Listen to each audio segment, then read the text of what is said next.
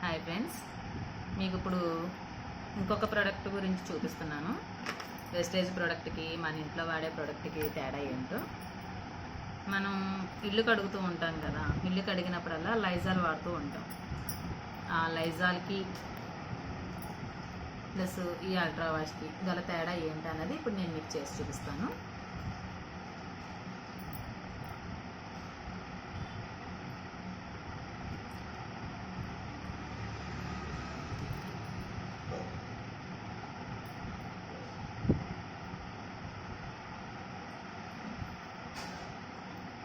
ఇవి మన ఇంట్లో ఉండే నేల మీద ఉండే మరకలు అనుకుందాం.